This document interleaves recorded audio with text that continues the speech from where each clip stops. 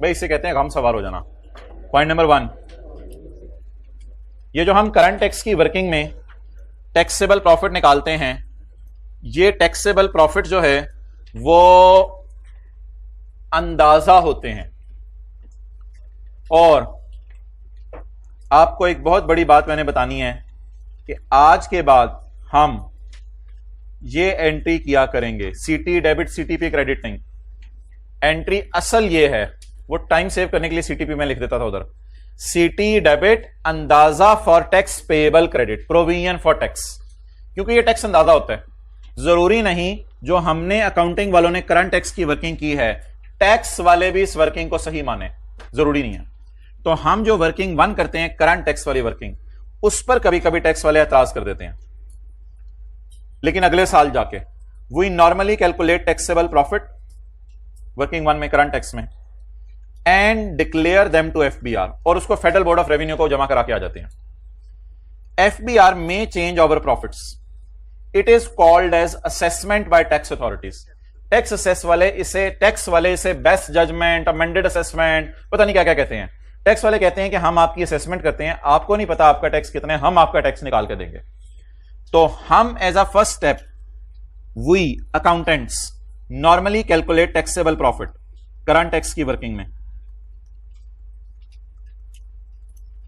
और फिर उन्हें बताते हैं एफबीआर वालों को। एफबीआर वाले उन फिगर को क्या कर सकते हैं, चेंज कर सकते हैं।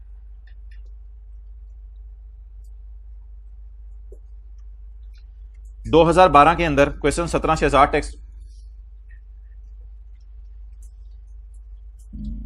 ये क्यों इधर उधर चला जाता है?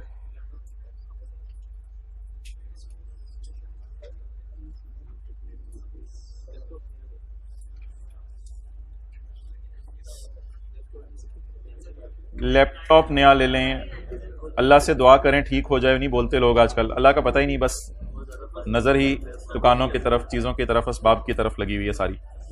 अच्छा, कौन सा पेज है? 289।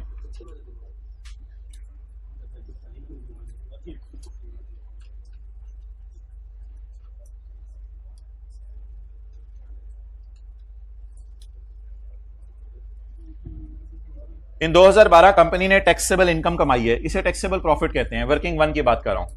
2012 के अंदर टैक्सेबल इनकम कमाई है 3000।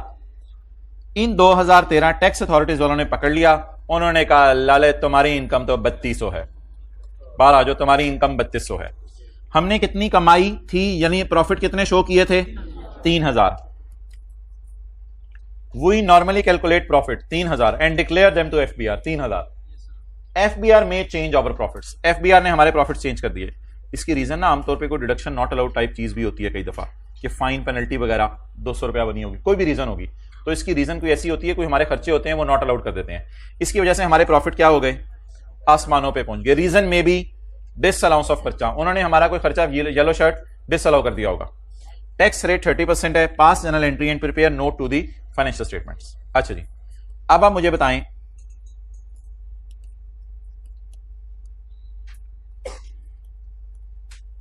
वी कैलकुलेटेड कितने? 3000। दे असेस्ड 3200। 200 से प्रॉफिट बढ़ गया। प्रॉफिट बढ़ने से टैक्स, जल्दी सोचें, बढ़ेगा। रेट लगाएं, टैक्स बोलें 60, यानी 200 का कितने परसेंट? ये वर्किंग कर रहा हूं आपके सामने। 200 का 60 से टैक्स बढ़ गया, हमें 60 रुपए टैक्स ज्यादा देना पड़ गया। इसकी एंट्री 2013 में खड़े होकर 12 की फिगर करेक्ट करें। 2013 में खड़े होकर 12 की फिगर करेक्ट करें। इसको चेंज इन एस्टिमेट कहते हैं। इसे रिट्रोस्पेक्टिव नहीं लेना होता, पिछले साल को जाके सही नहीं करना। बस कोई नहीं यार, खैर है। 12 में हमारा, 12 में खड़े होकर हमारा ख्याल क्या था कि 12 में कितना कमाया। उन्होंने 13 में खड़े होकर हमें कहा तुम लोगों ने झूठ बोला है, कूड़ मारा है, तुम लोग झूठे हो, तुम लोगों ने कमाया था 3200। अब 13 में खड़े होकर 12 की फिगर वो करेक्ट करवा रहे हैं हमारी। जनरल एंट्री बता दें। हाँ, वो सीटीपी कुछ दिन मुझे यूज करने थे, पेपर में प्रोविजन फॉर टैक्स का लॉस लिख दीजिएगा।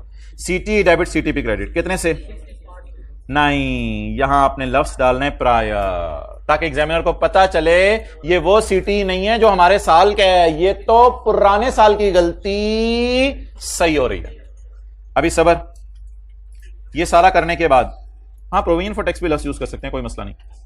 अच्छा, ये सारा करने के बाद नोट 7.1 और नोट 7.2 2013 में खड़े हैं हम, और किस साल की गलती पकड़ी उन्होंने? हमारी 12 की। अल्लाहु अकबर, नई लाइन आएगी। ये इस वाले सीटी में नहीं होगा, ये इस साल का सीटी अपना होता है, ये इस वाले सीटी प्रायर खर्चा पॉजिटिव साइन के साथ। और रिकॉन्सिलिएशन जब बनाएंगे तो पीबीटी रेट ये सारा कर करके रिकंसाइलिंग आइटम एक आएगा। रिकंसाइलिंग आइटम में ये क्यों आएगा, जरा सोच के बताएं भाईजान। ये 13 के प्रॉफिट की एडजस्टमेंट है, नहीं ये 12 की गलती सही हो रही है, और हमने पीबीटी 13 का उठाया होगा, तो ये रिकंसाइलिंग आइटम के तौर पे आ जाएगा, एज इट इज नीचे आ जाएगा, एज इट इज। तो इसमें आपको रटा शटा भी मारने की जरूरत नहीं, एज इट इज बस 60 को आपने नीचे बुला लेना, ऊपर भी लिख देना नीचे भी लिख देना। प्रायर ईयर के टैक्स की एडजस्टमेंट कुतब ना हमारे साल के करंट टैक्स की वर्किंग में होगी, ना हमारे साल के डीटीएल स्लैश एज ऑन की वर्किंग में होगी। प्रायर ईयर की गलती ना डीटीएल के अकाउंट में जाएगी, प्रायर ईयर की गलती आईडीसी की तरह बारों बार सिर्फ जर्नल एंट्री में जाएगी। अब हमारे साथ 3 जर्नल एंट्रीज होंगी, एक पुरानी वाली CT debit CTP credit, DT debit DTL credit, और एक नया लाइन आइटम ऐड हो गया हमारी वर्किंग में, किस नाम से? सीटी 13 में खड़े होकर 12 की फिगर करेक्ट कर रहे हैं। हां, शायद एक डीप डाउन आपसे बात करने लगाऊं, 12 में ना ये वाली फिगर असल में गलत कैलकुलेट हुई है, जिसको मैं यहां सही कर रहा हूं। 12 का करंट टैक्स गलत हुआ है, जिसको मैं सही कर रहा हूं, और मैं डरते डरते एक बात करने लगाऊं। 3000 ज़रब 30%, 3000 ज़रब 30%, 3000 ज़रब 30%, 900 था, होना 960 चाहिए था, छोड़े परे। अच्छा जी, अब स्टेप्स बताएं। 12 में मैं हुकूमत को कितना प्रॉफिट बता के आया, उन्होंने कितना असेस किया, प्रॉफिट बढ़ने से टैक्स। 13 में खड़े होकर 12 की फिगर करेक्ट करें, टैक्स बढ़ाएं, टैक्स डेबिट पेबल क्रेडिट, ये पेबल है, 60 रुपए उनको और पे करने पड़ेंगे, और उसके बाद नोट में जाके नई लाइन डाल देनी है, और रिकॉन्सिलिएशन में जाके भी नई लाइन डाल देनी है, ताकि दोनों बैलेंस कर जाए आपस में। नोट करें तसल्ली से। टैक्स रेट 12 वाला लगाएंगे। अच्छा सवाल है आपका, अगर चेंज था तो। जी ऊंची तरह बोलें। टैक्स असेसमेंट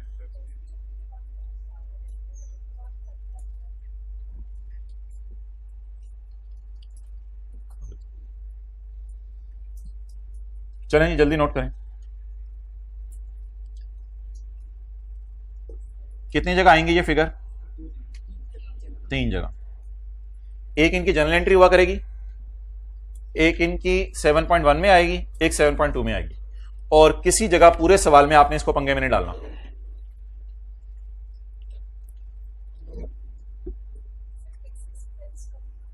जी वो अगली सवाल करने लगे हैं। अंडर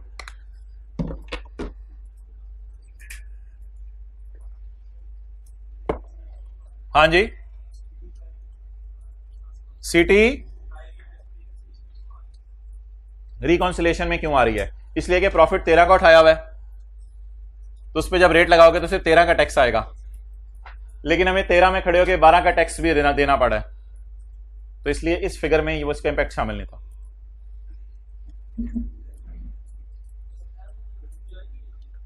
नहीं, ये कहीं भी नहीं आनी, ना करंट टैक्स की हमारे साल की वर्किंग में, ना डीटीएल स्लैश एज ऑन की वर्किंग में, और ना डीटीएल के टी अकाउंट में। क्या रेट 12 का लगेगा अगर अलग दिया हो तो, क्योंकि जिस साल की गलती है फिर रेट उसी साल का लगता है।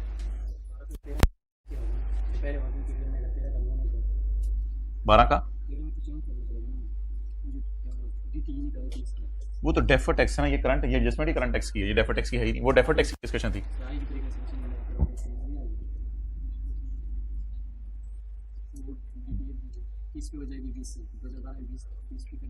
दोनों जगह सेम ही अमाउंट होगी ना, क्योंकि रेट तो उधर लगाने हैं वो 30%, तो दोनों जगह एक फिगर आएगी। ओके जी, मैं आपका सवाल लेता हूं, वेट करें। अच्छा भाई, अभी नोट नहीं किया?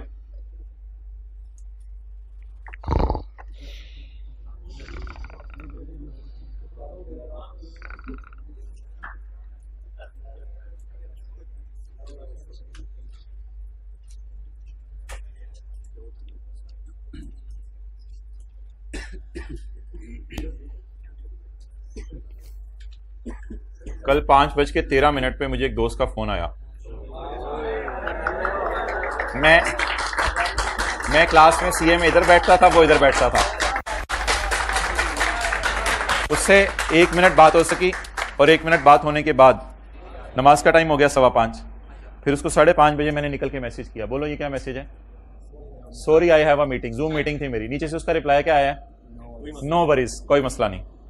और फिर रात 12:30 बजे तक नॉन स्टॉप मैं मसरूफ रहा, मुझे टाइम नहीं मिला कॉल करने का। तो लेकिन मैं ये बता रहा हूं कि वो बंदा अकलमंद है, उसको समझ आ गई। नो वरीज उसने लिख दिया कि कोई मसला नहीं, जब मर्जी कॉल कर लो। बड़ा ब्रॉड लफ्ज़ है नो वरीज, जब मर्जी कॉल कर लो, मुझे कोई मसला नहीं। और आपका दोस्त आधा घंटा रिप्लाई ना करें तो आप कहते हैं यार सीन करके भी। भाईजान अपनी मसरूफियत को इतना बढ़ाएं, इतना बढ़ाएं, इतना बढ़ाएं कि आपको सर खुजाने का टाइम ना मिले। क्योंकि अगर आप फारिग रहेंगे तो लिख लें, फारिग बंदा फारग हो जाता है और किसी काम का नहीं रहता। तो जिंदगी को इतना मसरूफ करें कि आपको कभी ये मोबाइल सामने ऐसे रख के कुछ करने का टाइम ना मिले कि यार मोबाइल पॉकेट, यानी कि किस टाइम, यानी क्या मतलब, क्या आपने मोबाइल सामने? कौन सा, मेरे पास तो कोई टाइम नहीं। मैंने तो वो IAS 38 की वो जो 2 सफ़े समरी वाले हैं, अभी तो उन पे नजर मारनी है। IAS 41 के डिस्क्लोजर जरा देख लेता हूं। मेरे पास क्या मतलब मोबाइल का टाइम? और थोड़ा सा अपनी जिंदगी को सादा बनाएं, पुरतकल्लुफ ना करें। चाय बनाते रहे फिर पीते रहे, भाई एक ही दफा बना के चाइना में रख लें, उसी पे गुजारा चला लें, ठीक है? थोड़ी थोड़ी देर बाद ये चटनी भी हो जाए। कल किसने 15 मिनट जाया किया? हाथ खड़ा करें। 15 मिनट जाया किया, आधा घंटा, आधा पढ़ाई के अलावा घंटा, 1.5 घंटा, हाइब्रिड वाले 1.5 घंटा, अस्तगफिरुल्लाह 2 घंटे, 2.5 घंटे, 4 घंटे, 4।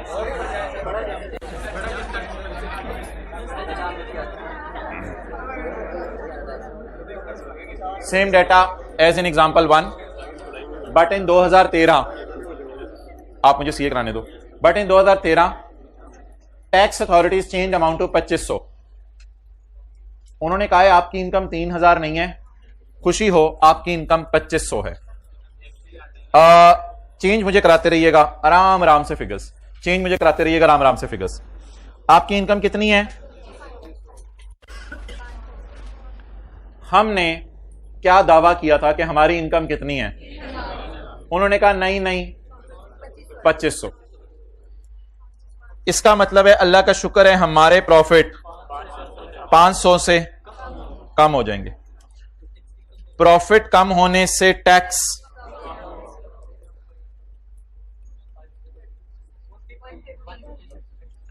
टैक्स भी क्या हो जाएगा? कम हो जाएगा। 13 में खड़े होकर 12 की फिगर करेक्ट करें। 13 में खड़े होकर इस गलती को सही करें।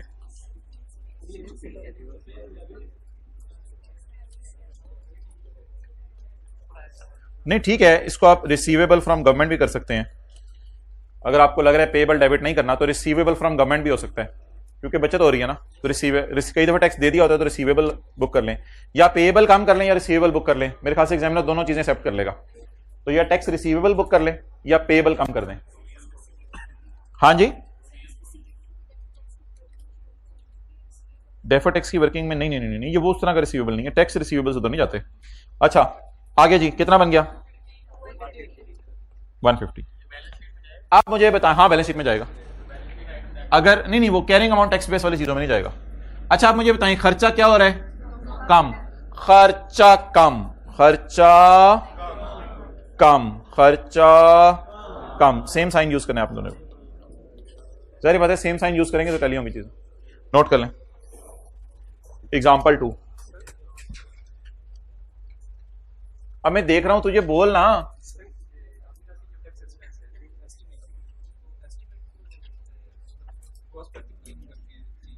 हाँ, हम प्रोस्पेक्टिवली कर रहे हैं, इसीलिए हम 13 के अंदर 12 की गलती सही कर रहे हैं। पुरानी गलती को पिछले साल जाके सही नहीं कर रहे, हमारे साल की फाइनेंशियल स्टेटमेंट में एडजस्ट कर रहे हैं। इसी को तो चेंज इन एस्टीमेट कहते हैं। चेंज इन एस्टीमेट का ये मतलब नहीं कि पुरानी चीज सही ही ना करो। जी क्या सवाल था आपका? अब ऊंची बोलें तो फिर हो रहा है। बैठ क्लियर हो जाता है एफबीआई की तरफ से, तो मतलब उस टाइम हमने टैक्स पे कर दिया होता है या फिर पे करना होता है?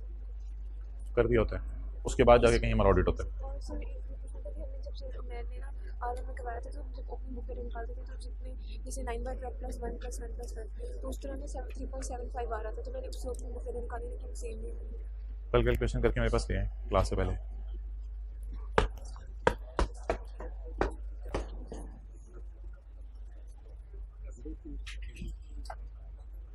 जी हाँ हाँ, सिटी प्रायर लिखेंगे यहां। हमारा तो कभी कभी बोलता है लेकिन सही बोलता।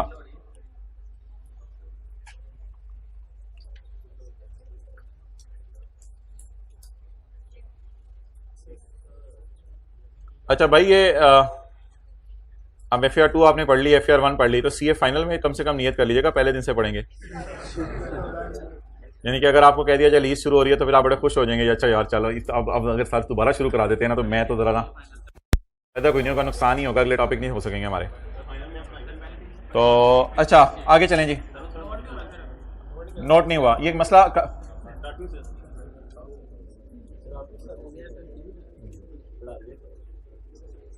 Fully depreciate.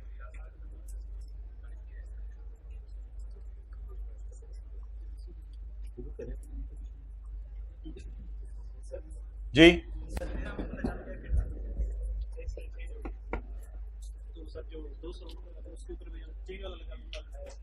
नहीं, जो 12 में रेट चल रहा था वही लगेगा। हाँ, वो तो डेफर टैक्स की वर्किंग थी। आज ये पिछले साल की गलती हम पकड़े हैं, ये करंट टैक्स की वर्किंग है, वो डेफर्ड की थी। अच्छा मोहतरमा, पास पेपर के क्वेश्चन 6 में एडजस्टमेंट हमारी रहती थी ये वाली, तो उसको आप ट्राई करते हैं। अच्छा हाँ, एक मिनट, ये पहले वाली चीज क्या थी? अंडर प्रोविजन थी, ओवर प्रोविजन थी?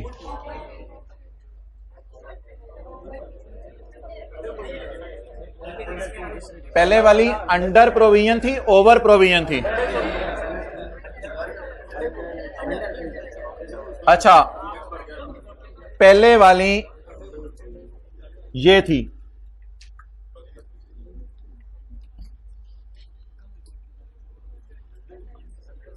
हमने टैक्स अंडर प्रोवाइड किया हुआ था, कम रिकॉर्ड किया हुआ था टैक्स।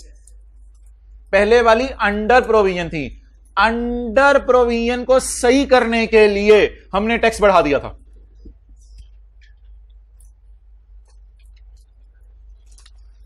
अच्छा यार, मैं आपको एक मिसाल देता हूं। Sale is under book, sale is under booked by ₹10। सही कराएं जरा, सही कराएं, सही कराएं। सेल बढ़ेगी ना, सेल बढ़ेगी ना। चलें यहां से बात समझ आई। Depreciation is under book, depreciation बढ़ेगी, डेप्रिसिएशन बढ़ेगी, depreciation is under book, depreciation बढ़ेगी। सिमिलरली पिछला जो सवाल था पहला वाला, प्रोविजन इज अंडर बुक, 3000 रुपए निकली हुई थी, हमने किस पे निकालनी थी? तो जब अंडर प्रोविजन हुई होती है तो उसको सही करने के लिए, जब सेल अंडर बुक हुई होती है उसको सही करने के लिए सेल बढ़ाते हैं। जब डेप्रिसिएशन अंडर बुक हुई होती है तो उसको सही करने के लिए बढ़ाते हैं। जब अंडर प्रोवाइड किया हुआ था, कम टैक्स प्रोवाइड किया हुआ था, कम टैक्स प्रोवाइड किया हुआ था, तो उसको सही करने के लिए बढ़ाया था। लेकिन ये वाली मिसाल देखें क्या थी? टैक्स इस पे बुक किया हुआ था, होना टैक्स अंडर प्रोवाइड था या ओवर प्रोवाइड किया हुआ था?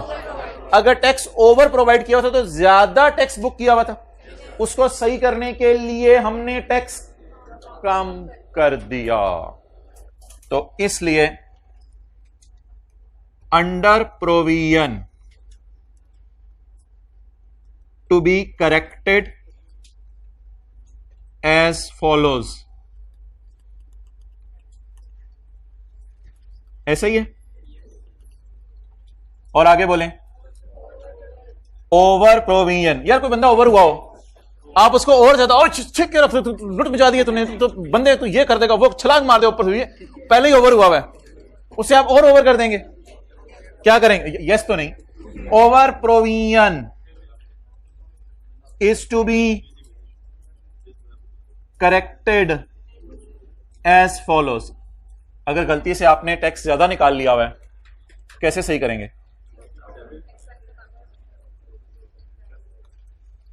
तो पहले वाली अंडर प्रोविजन थी, उसे हमने बढ़ा के सही किया था, दूसरे वाली ओवर प्रोविजन थी।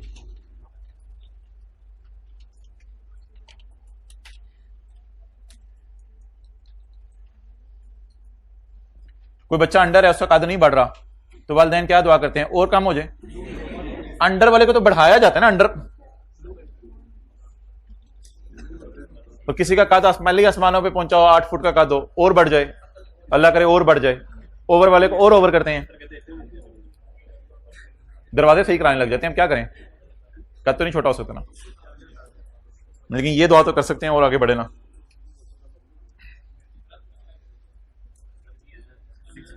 अच्छा मुझे ये बताएं, आप लोग घर के अंदर दरख्शिंदा और चमकते सितारे समझे जाते हैं, या फिर घर के अंदर वो सीधा और चुप करके और मुंह उधर करके?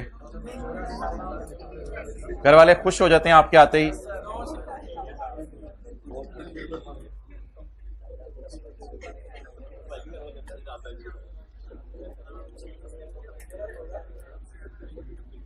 Past paper question 6।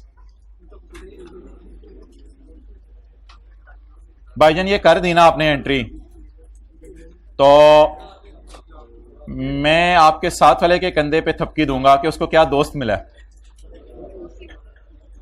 चलें जी, पास्ट पेपर क्वेश्चन 6। कौन सी एडजस्टमेंट रहती है?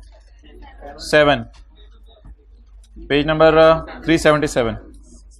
आज आपका होमवर्क है past paper question 5 past paper question 5 आपका होमवर्क है आज। नहीं 5 नहीं किया पुत्र, आज याद रहा कर, तेनों पता लगे। 5 होमवर्क है, पास्ट पेपर क्वेश्चन 5 होमवर्क। चलो यार करो भाई, करो करो करो करो करो। यार मुझे साल बता दें, साल कौन सा है हमारा? 15। और मसला किस साल का है? 13 का। अब जरा कोशिश करें करने की।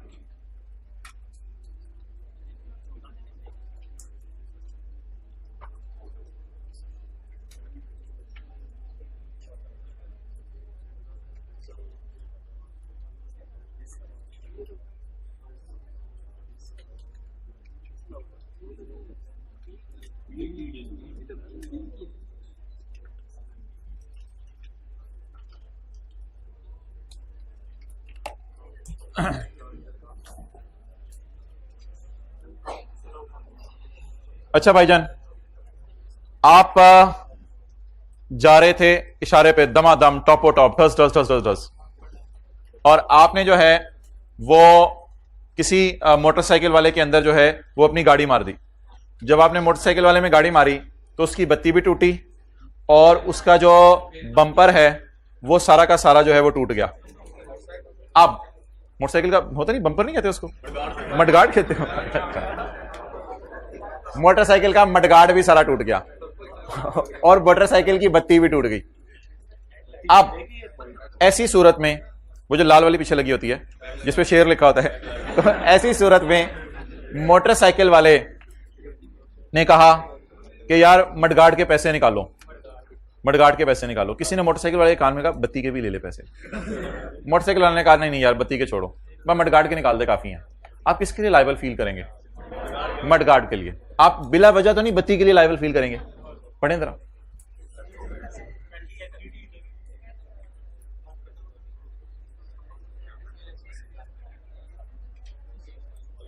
इस साल 15 ऊपर लिखे ड्यूरिंग 15, हमारे साल खड़े होकर ड्यूरिंग 15, बड़ा चला सोचने लिखे हमारे साल खड़े होकर। ड्यूरिंग 15 का ये मतलब होता है हमारे साल खड़े होकर इंटरटेनमेंट और रिपेयर जो कि 13 की थी वर हमारे साल डिसअलाउ हुई।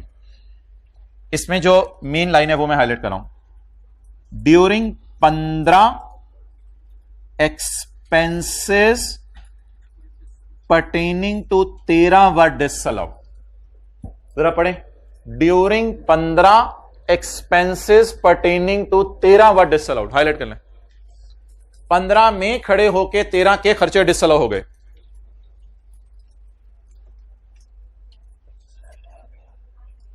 अच्छा जी, अगली लाइन नहीं लिखी हुई, बिल फर्ज अगली लाइन नहीं लिखी हुई, कराएं मुझे।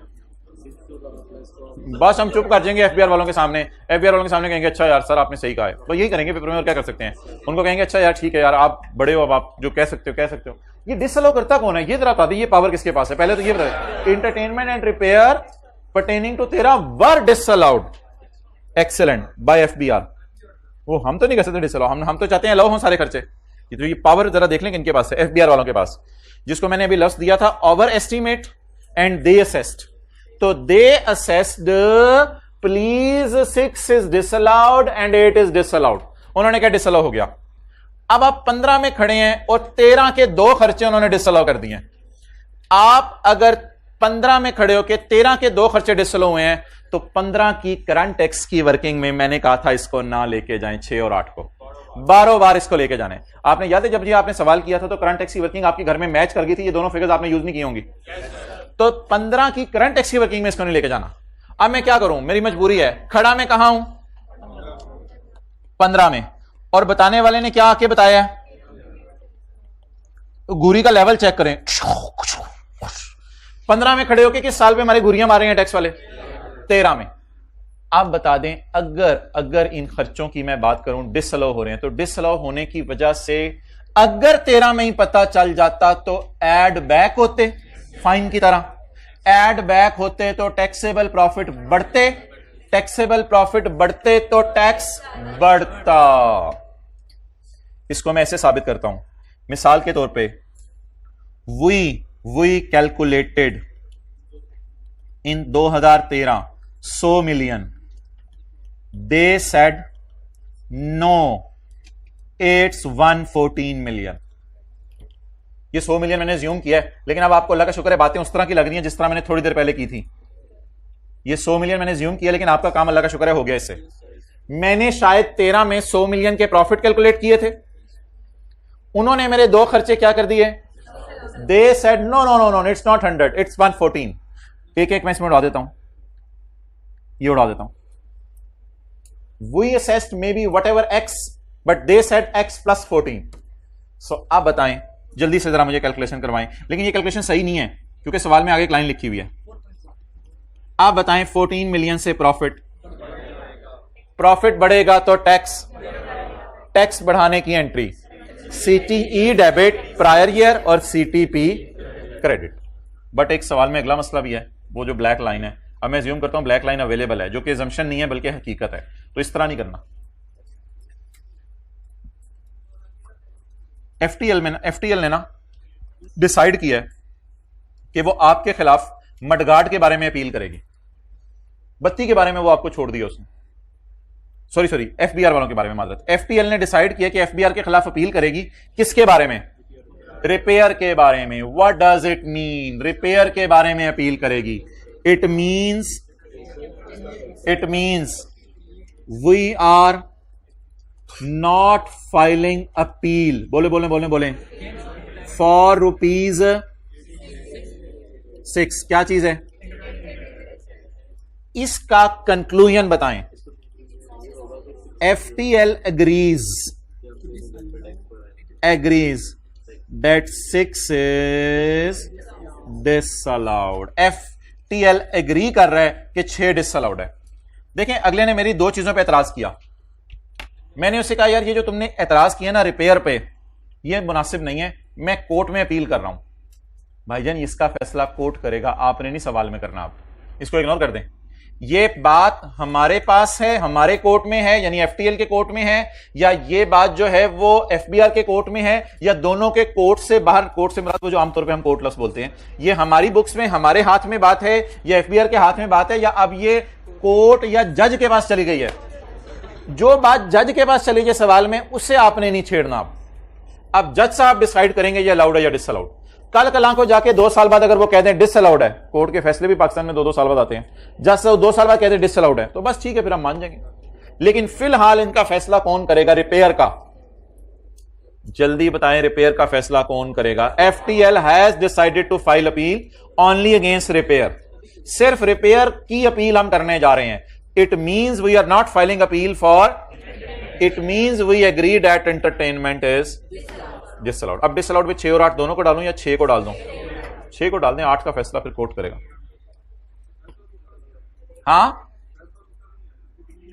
फैसला उसका नहीं आया, लेकिन जिस बात के खिलाफ आप अपील ही नहीं कर रहे, इसका मतलब है वो गलती आप मान गए अपनी, वो तो आप अपील में लेके नहीं जाना चाह रहे। हां हां, तो इसलिए मैं कह रहा हूं ना, जिस चीज को हमने पेंडिंग कर दिया है जज के डिसीजन पर, उसको अपने सॉल्यूशन में भी पेंडिंग कर दें, और जिस चीज पर हम मान गए हैं तो उसको फिर डिसअलाउड खर्चा डाल दें। No, what is disallowed amongst these two? 6 और 8 या 6 and 8? तो 6, it means we are not filing appeal against 6। FTL agrees that 6 is disallowed. अब करवाना शुरू करें सारी कैलकुलेशन जी। बस प्रॉफिट ही ज्यूम करेंगे और क्या कर सकते हैं। सारी कैलकुलेशन करवाएं। प्रॉफिट कितने से बढ़ेगा? बढ़ेगा कैसे ये बता दें। खर्चे नॉट अलाउड वाले ऐड होते हैं ना। प्रॉफिट 6 से बढ़ेगा तो टैक्स 6 जरा 32%, 92 से टैक्स बढ़ेगा। इसका मतलब है हमने कम टैक्स रिकॉर्ड किया हुआ था, अब ज्यादा टैक्स रिकॉर्ड करेंगे।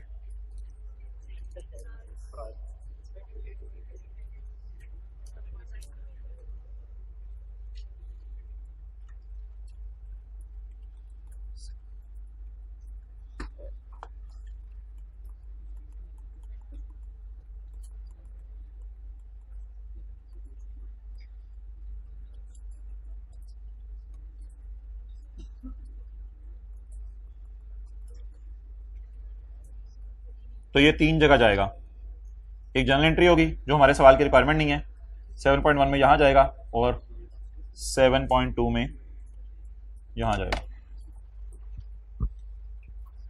तो आप लोगों ने ना सॉल्यूशन में दोनों जगह नहीं डाला था, तो इसलिए आपका सॉल्यूशन मैच कर गया था।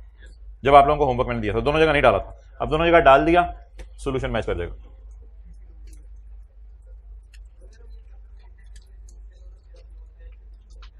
नहीं नहीं नहीं, आम हालात में प्रॉफिट ही होता है।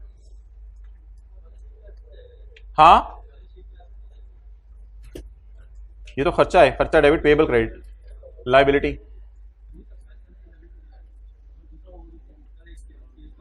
नहीं, कैरिंग अमाउंट टैक्स बेस में चीजों को ना लेके जाओ।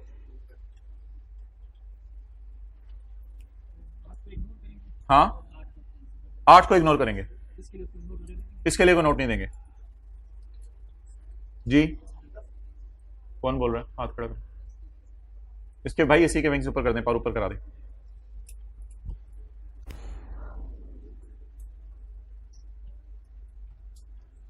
चलें आखिरी दफा पढ़ लें। हमारे साल एंटरटेनमेंट और रिपेयर 2013 के साल की डिसअलाउ हो गई। हमने सोचा है कि रिपेयर की मद में जो डिसअलाउड का लफ्ज उन्होंने बोला है ये तो निहायत नामुनासिब है, तो हम कोर्ट में जाएंगे और जज साहब को बताएंगे कि यार ये 8 मिलियन का खर्चा डिसअलाउ नहीं करना चाहिए था। अब ये बात सवाल वाले ने पेंडिंग छोड़ दी कि जज फैसला सुनाएगा, तो इसलिए आप खुदा के लिए जज बन के पेपर में कोई फैसला ना सुना दीजिएगा 8 के बारे में। व्हाट आई थिंक द जज विल से, चपेड़। लेकिन इससे एक और मतलब निकालें, ओनली ये सबसे इंपॉर्टेंट लफ्ज तो ओनली था ना, तो सिर्फ वो इसी के खिलाफ जा रहे, तो फिर किसके खिलाफ नहीं जा रहा? It means we are not filing appeal against 6। FTL agrees that 6 is disallowed. Question number 1, point number E, जल्दी करें, बस ये 2-3 दफा ही एडजस्टमेंट टेस्ट हुई आई कैप में, ज्यादा नहीं होती ये। क्वेश्चन नंबर 1, पॉइंट नंबर ई, लेकिन एमसीक्यूज में बहुत ज्यादा है ये। पेज 374। हमारा साल तो देख लेना 12।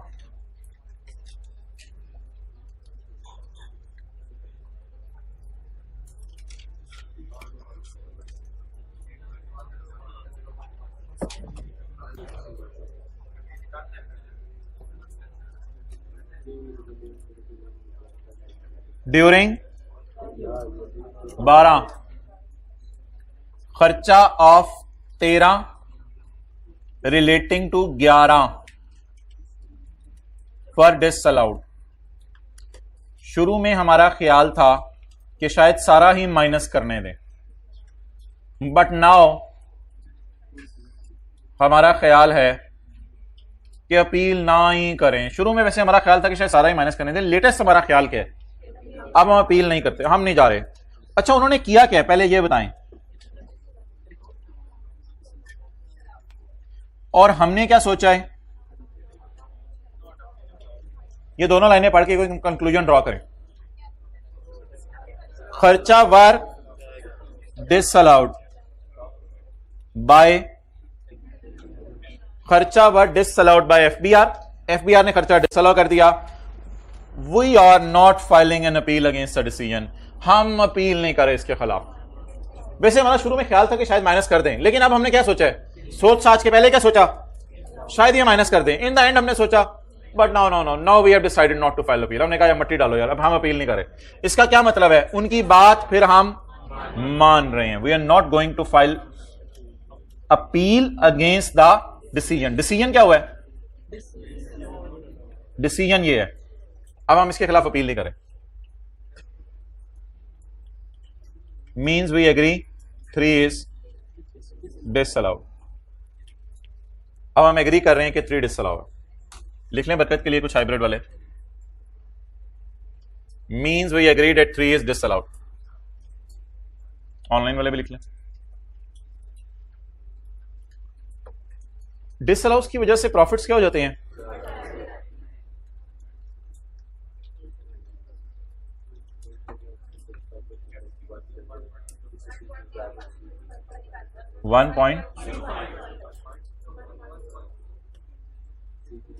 ये मैं लाइन लिखना भूल गया था पिछले में।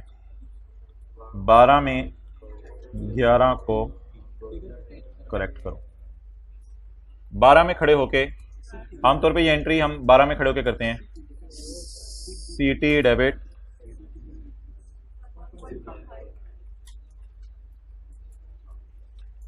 7.1 और 7.2 में कौन सा साइन यूज होगा, पॉजिटिव। खर्चा है ना, खर्चा पॉजिटिव के तौर पे चला जाएगा।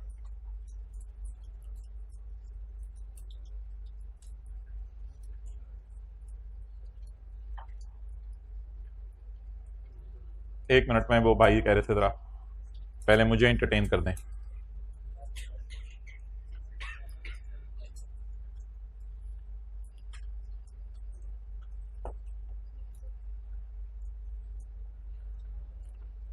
कल आईडीसी की ट्रीटमेंट देख लेंगे पहले, और फिर फॉरेन एक्सचेंज गेन लॉस की ट्रीटमेंट देख लेंगे। IAS 12 में छोटी छोटी 1-2 चीजें रह गई हैं, फिर उसके बाद रिवैल्यूएशन है। एथिक्स में आए, पेज नंबर 541। जी मोहतरम, हाँ जी, IAS 12 नहीं, अगले minute. Chartered accountants at all levels, ये क्या लेवल्स होते हैं चार्टर्ड अकाउंटेंट के?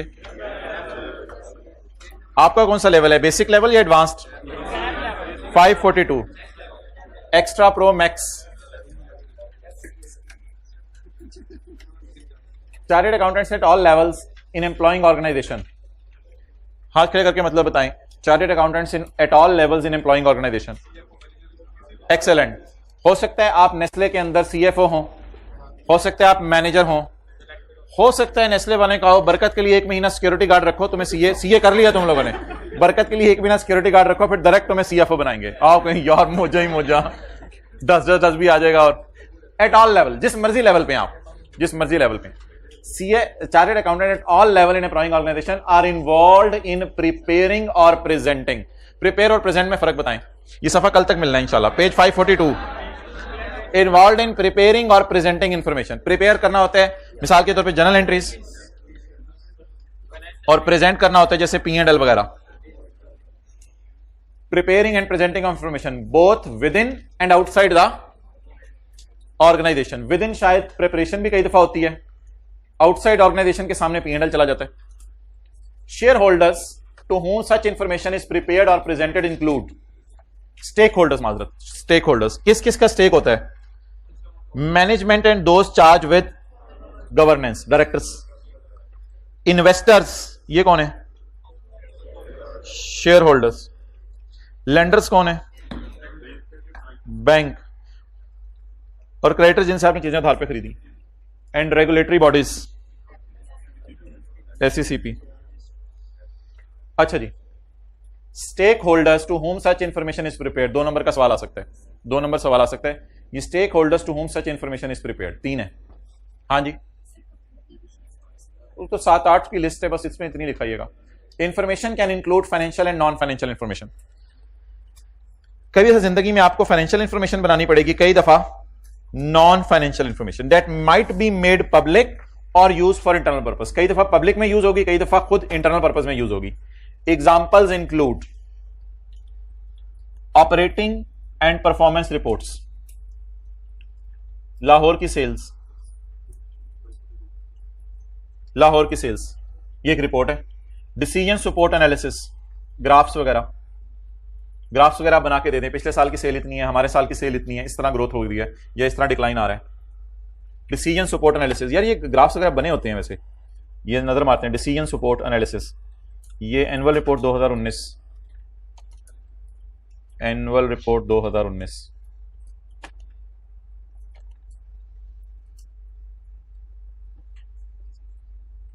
इसे ना ग्राफ कह दीजिएगा।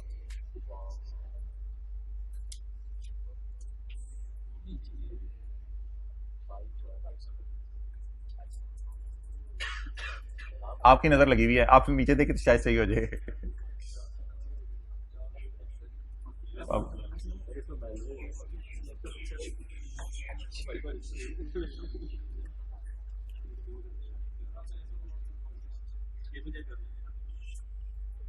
भाई थोड़ी सी अकल तो लगा लिया करो, ये लैपटॉप का इशू नहीं है, ये वन नोट का इशू है। तो अकल लगा लिया करो ना, हर काम का जवाब रीस्टार्ट करना नहीं होता। तो भाई ये बहरहाल ये होता है कुछ। अच्छा जी अच्छा जी, चलें ठीक है। बजट्स एंड फोरकास्ट्स, बजट्स तो अगले सालों के प्रॉफिट एंड लॉस का अंदाजा लगाया जाता है। Information provided to internal auditors, जो अपने ही बंदे होते हैं, और एक्सटर्नल ऑडिटर जो बाहर से आए होते हैं। आते दोनों दरवाजे से ही हैं, लेकिन इंटरनल ऑडिटर्स हमारे एम्प्लॉइज होते हैं जो 8 घंटे ड्यूटी करते हैं, और एक्सटर्नल ऑडिटर कभी कभी आते हैं साल में 1 दफा ऑडिट करने के लिए, 2 दफा भी आ जाते हैं हाफ ईयरली। रिस्क एनालिसिस, आपसे रिस्क एनालाइज कराया जाएगा। रिस्क एनालिसिस, बैंक लोन वगैरह जो लोग लेते हैं उनका एनालाइज किया जाता है। General and special purpose financial statements, general financial statements वो जो हमारे लिख लें, P&L बैलेंस शीट, वो जनरल पर्पस होती हैं। स्पेशल पर्पस फाइनेंशियल स्टेटमेंट क्या होती हैं? For bank loan, for bank loan on 22 दिसंबर, 22 दिसंबर को फाइनेंशियल स्टेटमेंट बनानी पड़ गई, हालांकि 31 दिसंबर को बनानी थी, लेकिन बैंक लोन लेना था 22 को, तो 22 को बनानी पड़ेगी financial statement. That is called as special purpose financial statement. अब तेरी कसर रह गई थी मुंचों को ताव देने वाली। ये आपको और बहुत कुछ करवाना पड़ेगा, अभी तो शुरू है काम। अच्छा, टैक्स रिटर्न्स बनानी पड़ेंगी सीए करने के बाद। Reports filed with regulatory bodies, SECP वाले कुछ रिपोर्ट्स मांगते हैं, वो बनानी पड़ेंगी for legal and compliance purposes. क्या आप लॉ को फॉलो करें, यानी डायरेक्टर्स कौन है, उनके नाम क्या है, क्या हरकतें करते हैं। ये डायरेक्टर्स वगैरह का बताना होता है ना, कंपनीज में कौन से हैं, फला मिल कौन चला रहा है, फला मिल कौन चला रहा है, कौन शरीफ लोग चला रहे हैं, कौन कौन सी मिल चला रहा है। तो ये डायरेक्टर्स के नाम वगैरह आपको सीए को बताने पड़ेंगे। The information will assist stakeholders in understanding the organization state of affairs and in making decision. इससे स्टेक होल्डर्स को हेल्प मिलेगी इन मेकिंग डिसीजंस। खुल गया? आज आके वो नीचे से वेल्थ जनरेटेड एंड डिस्ट्रीब्यूटेड, कुछ समझ आया क्या? हमारी जो वेल्थ इस्तेमाल हुई है बिजनेस की, वो जनरेट करने के बाद डिस्ट्रीब्यूट हुई है। सबसे ज्यादा हमने रॉ मटेरियल खरीदे 75%, एम्प्लॉइज को हमने तनख्वाहें दी हैं ओवरऑल 9%, गवर्नमेंट को हमने 8% दे दिया, शेयर होल्डर्स को हमने डिविडेंड को 4% दे दिया होगा। तो ये इस तरह के ग्राफ्स बनते हैं। तो ये डेटा डालेंगे, ग्राफ खुद ही बन जाता है, ये और ज्यादा डिटेल की जरूरत नहीं। अच्छा आगे चलें। प्रिपेयरिंग और प्रेजेंटिंग इंफॉर्मेशन इंक्लूड्स प्रिपेयरिंग और presenting information includes recording information, ना सिर्फ रिकॉर्ड करना जरूरी है जैसे आप रजिस्टर पे कर रहे हैं, मेंटेन, फिर आप बैग में रख लेंगे क्लास खत्म होने से पहले, एंड अप्रूविंग इंफॉर्मेशन, और अगर आप मैनेजर हैं तो आपने सीएफओ से अप्रूव करानी होगी। While preparing or presenting information, a CA shall, जी मैं बस कर रहा हूं, while preparing or presenting information, a CA shall prepare information as per relevant IFRS. आपने इंफॉर्मेशन IFRS की रोशनी में बनानी है। Prepare information not to mislead, not to influence contractual or regulatory outcomes. Regulatory outcomes क्या होती हैं? गवर्नमेंट कहे जी आपका कम से कम 10% प्रॉफिट आना चाहिए वरना हम आप पे कोई टैक्सेस लगाने लगे हैं। अब आप उस आउटकम को सामने रख के अपने प्रॉफिट्स को बिला वजह मिसलीड करके बढ़ा दें। एक्सरसाइज प्रोफेशनल जजमेंट, आपने जजमेंट लगानी है नंबर 1। तो अभी देख लेना, रजिस्टर बाद में रख लीजिएगा, अभी किताब की तरह देखें, मैं ये चाह रहा हूं सारे। Exercise professional judgement to represent the facts accurately and completely, जैसे वैल्यूअर का नाम बताना है, बाकी चीजें बताना है, accurately and completely. Describe clearly the true nature of business transaction. Nature of business transaction चुप करके छुपाई जा सकती है, फाइनेंस लीज को आप ऑपरेटिंग लीज के तौर पे शो कर दें। अब अगर आप शो कर देते हैं तो कोई आपको जो है वो बैलेंस शीट के अंदर जो है वो लीज रिसीवेबल नजर नहीं आ रहे होंगे, बल्कि रेंट रिसीवेबल नजर आ रहा होगा। तो describe clearly the true nature of business transaction. Classify and record information in a timely and proper manner. Timely भी काम जरूरी है। आप ये कहेंगे जी मैं माशाल्लाह सर सवाल तो जबरदस्त हो रहे हैं, IAS 12 का सवाल 3 घंटे में मुका लेता हूं, तो it is not timely. Financial statement दिसंबर की बन रही है, आप अगले साल नवंबर में जाके जी अल्हम्दुलिल्लाह जी कंप्लीट होने वाली है, चुपेड़ो तुम। नॉट ओमिट एनीथिंग, आपने कोई चीज ओमिट नहीं करनी। फॉर मेकिंग इंफॉर्मेशन मिसलीडिंग और फॉर इन्फ्लुएंसिंग कॉन्ट्रेक्चुअल और रेगुलेटरी आउटकम्स इनअप्रोप्रिएटली। इन दोनों लाइनों में फर्क बताएं। इधर क्या लिखा हुआ था, ये लफ्ज तो वही है ना, नॉट टू मिसलीड कॉन्ट्रेक्चुअल और regulatory outcomes, not to mislead. अच्छा इधर क्या लिखा हुआ है, प्रिपेयर और प्रेजेंट, और इधर क्या लिखा हुआ है, नॉट ओमिट। कई दफा आप प्रिपेयर और प्रेजेंट कर देंगे, ओमिट कुछ नहीं कर रहे होंगे लेकिन प्रिपेयर गलत कर रहे होंगे। कई दफा प्रिपेयर प्रेजेंट करना दूर की बात, सिरे से नाम ही नहीं देंगे, यानी कि पूरी फाइनेंशियल स्टेटमेंट से आप डिस्क्लोजर ही उड़ा देंगे। IAS इंटेंजिबल का डिस्क्लोजर ही नहीं, या कोई चीज ही नहीं, तो यू हैव ओमिटेड एनीथिंग, जिससे मिसलीडिंग हो गई चीजें। यस सर, जी सर, ओके सर, ओके गाय।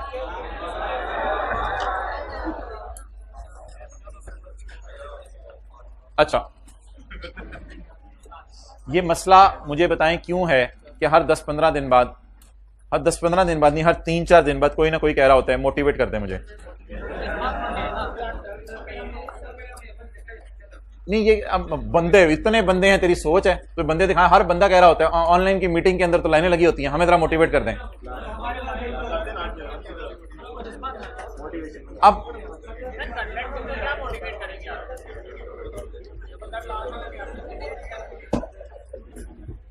चलो ठीक है यार, क्लोज। हाँ जी